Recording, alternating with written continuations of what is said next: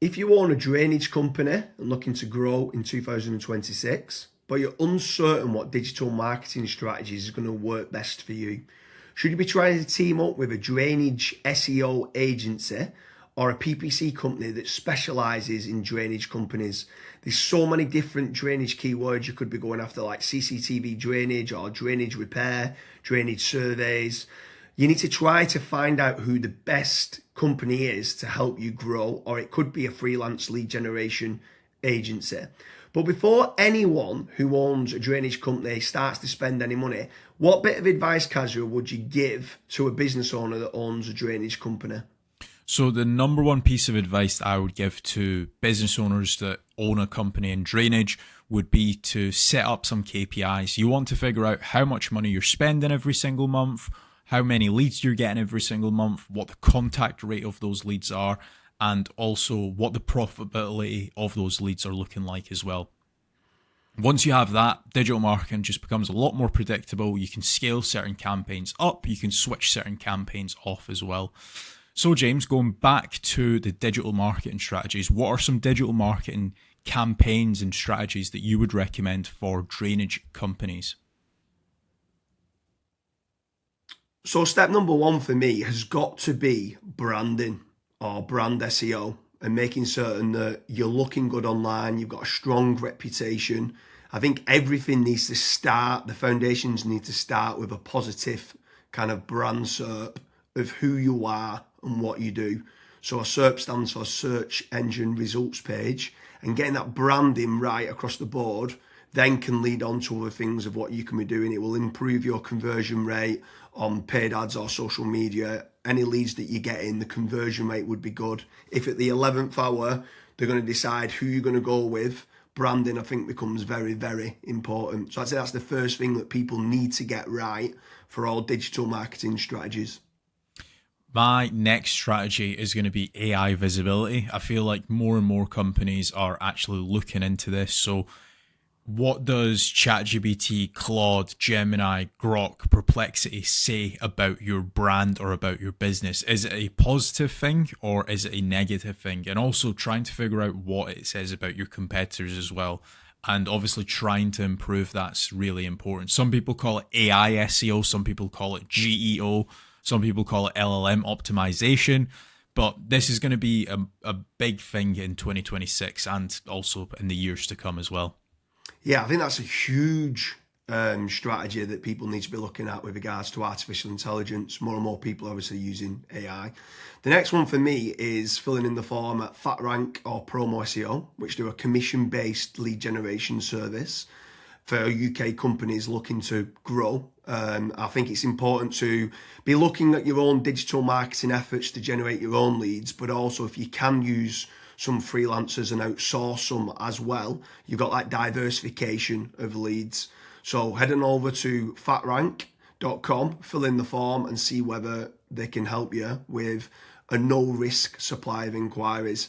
Promise you'll also do a very similar performance-based lead generation service as well that you might want to fill in the form with there, and just double check whether you can go and get a third-party lead generation company to top up and start generating you some leads for your business to grow in 2026.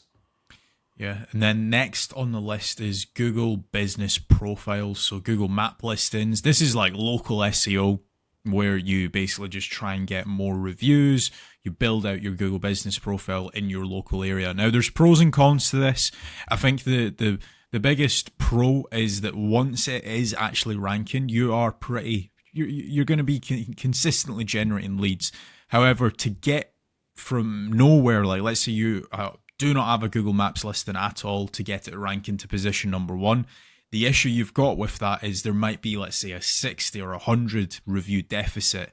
And to obviously get those reviews, you need leads. So it's one of those things. It's like the chicken and the egg. I for one just think it's good for personal branding or for branding of your company. So always try and get the Google Maps listing, but you should always know the pros and cons to it as well.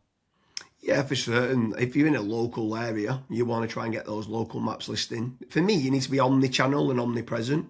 Yeah. I think the next part is SEO in general, so organic SEO. Can you be building up your website to try and get your website ranking better?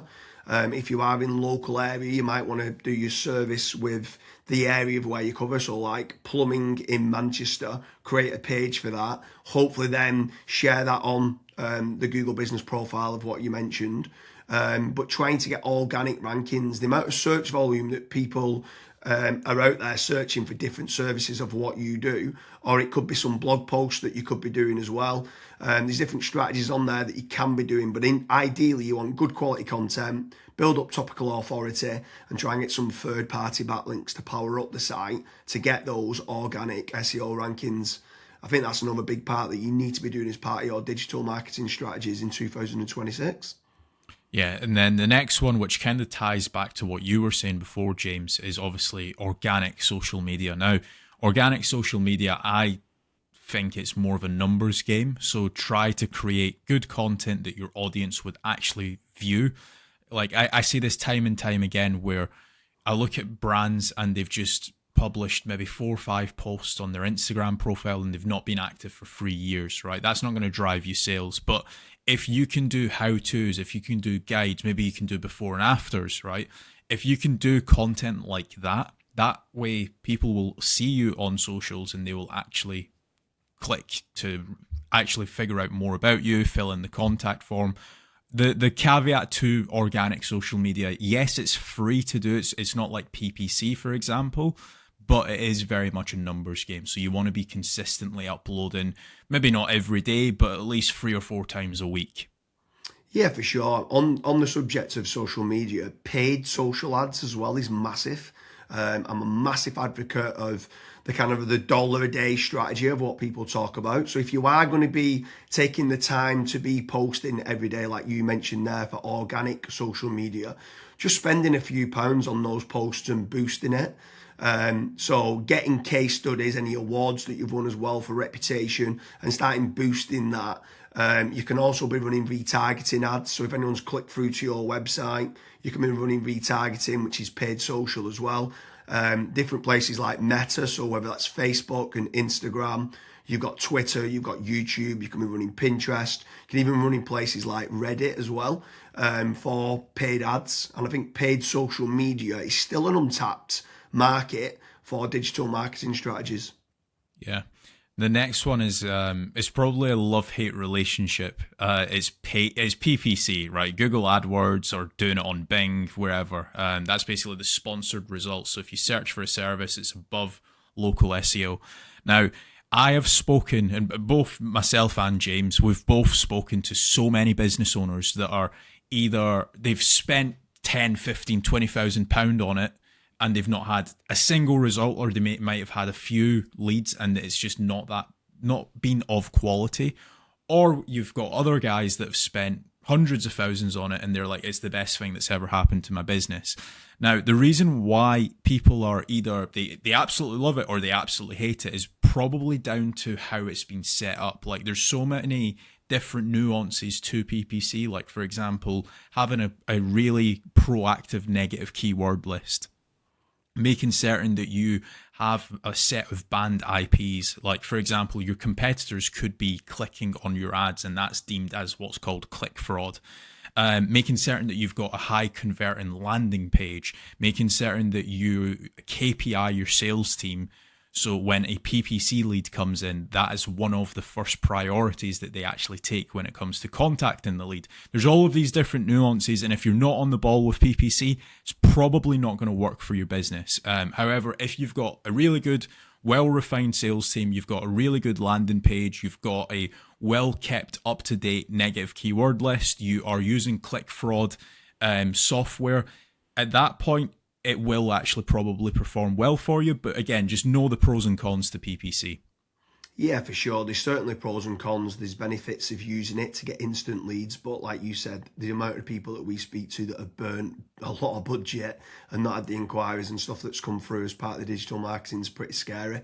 While we're on the subject of paid, obviously we spoke about paid social ads, and now you've spoke there about PPC with Google or Bing. I'm going to throw in the mix paid ads on AI platforms. It's not fully rolled out as we're doing this video, but I know that ChatGPT are looking to try and roll out ChatGPT ads. Claude, Perplexity, other kind of LLMs might start rolling it out in 2026.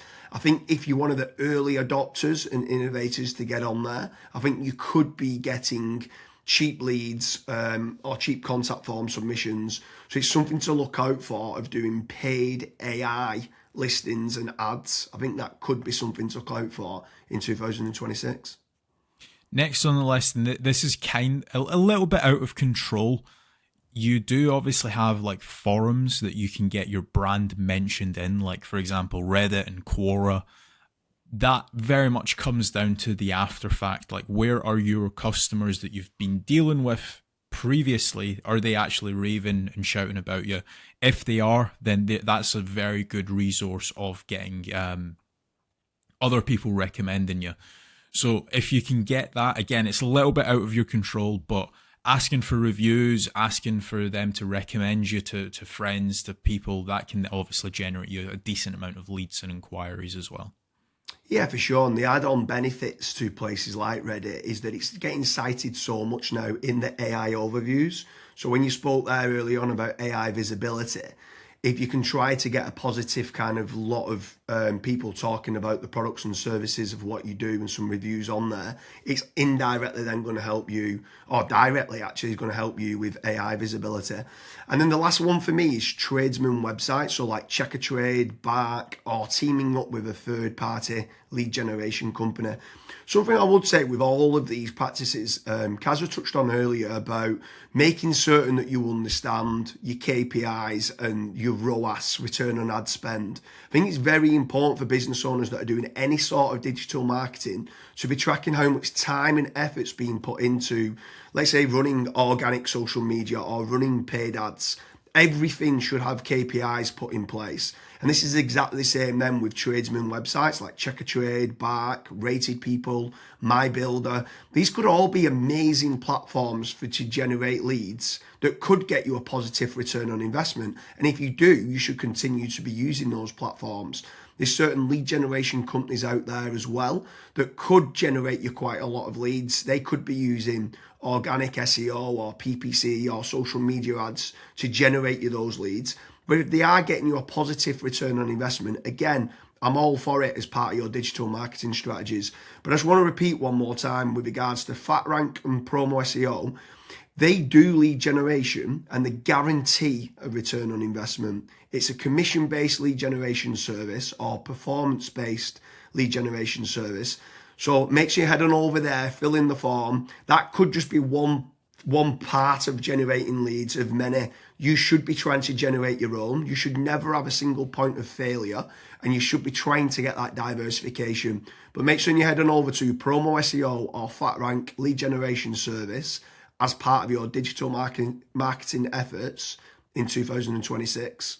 Thank you very much, Kasra.